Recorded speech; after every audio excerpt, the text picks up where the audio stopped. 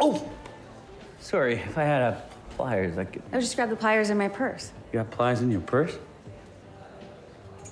You sure about telling a little joke? She's making just a little one. A little one? All right. Yeah, I don't know what to do here. Use your teeth.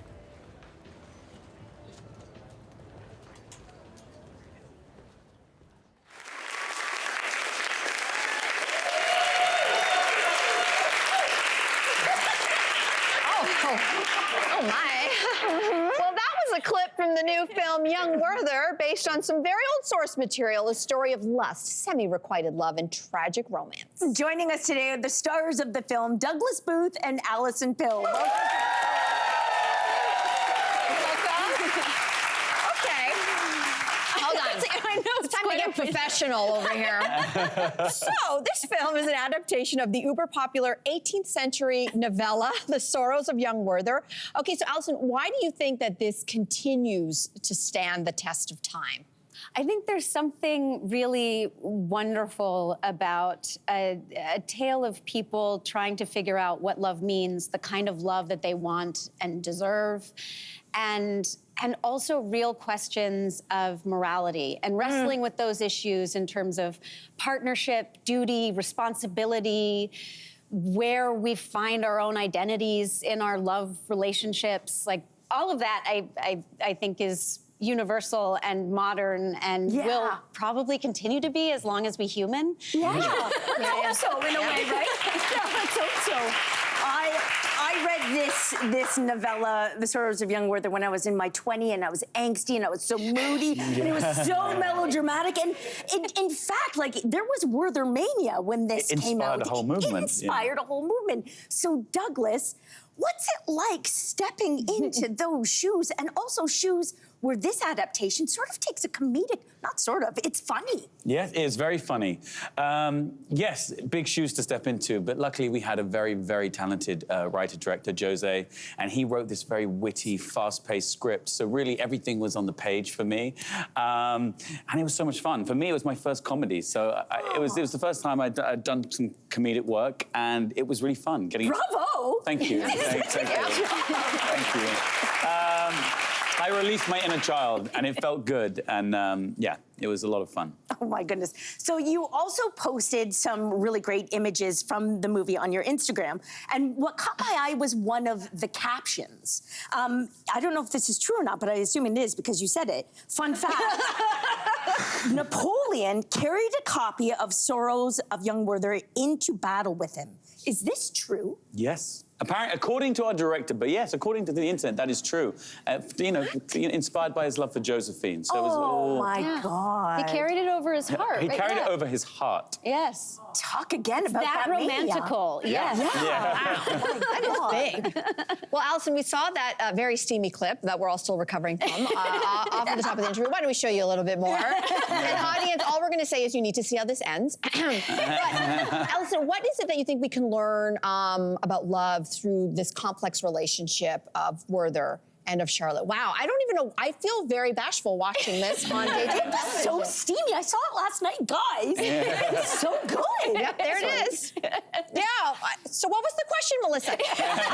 What was the question? What can we learn about this complex relationship? Well, I mean, love is complicated, and it is this thing of, you know, having made a choice to be with someone for very specific reasons and loving them for very specific reasons, and then falling in love with someone else for entirely different reasons. You know, and how that creates this sort of inner turmoil of what kind of person do I want to be? You know, and where these questions of who we love is a part of who we are and how we choose to be in the world. And I think Charlotte is wrestling with all these things. I mean, I think the book is it's 250 years later, but I think I think it's all about sort of these quarter-life crises that we all sort of have, where we're like, do we stay with the nice one or the wacky one, or who am I? It's true. It's true. It's true. That. What I love is that you're both executive producers on this project, so congratulations. That's a big deal. And if people don't know, Alison, you're a Canadian girl, So talk to us about the decision to make the film take place right here in Toronto. It's such a Toronto film. So I've known Jose, our writer-director, for 20 years. And so I remember this magical summer that we had when I had just graduated from high school and met him and a number of this circle of friends in like a cool Toronto band and all of this. So it felt, to me, perfect that it was in Toronto. I know there had been other iterations of the script set in New York and different kind of versions over the last 12 years that he's been trying to get this film produced.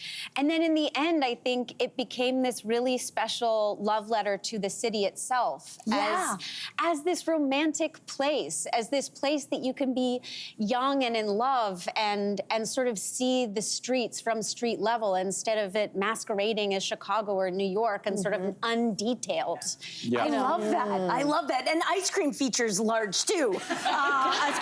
Particularly Bar Ape ice cream, which is so delicious. So we couldn't let you go without bringing you some delicious ice cream from Bar Ape. It's my favorite. It's my favorite. It's your favorite. You had to eat a lot of these.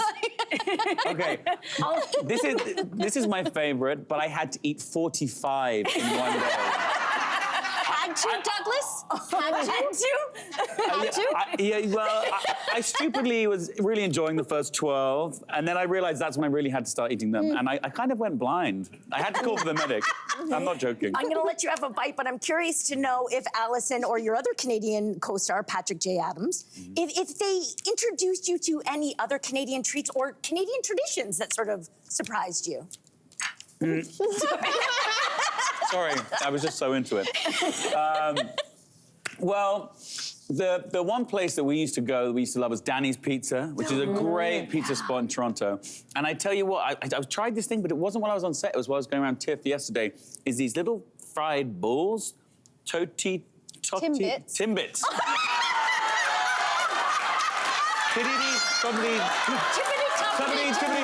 Timbits. And those little fried balls, everyone. And those things bang. Those things are great. That's incredible. But this, I've never heard of them, but I'm going to have to check it out. Yeah, give them a go. Give them a go. But this city is full of great restaurants. I really ate my way around this city, and it's fantastic. So. Well, it was fantastic having you both here with us today. Cheers. Manja. Cheers. It was wonderful. Now, hey, you, come a bit closer. We've got so many more must-see interviews, spicy debates, lifestyle tips, and pop culture moments. So subscribe to our channel by tapping the logo below and don't miss out.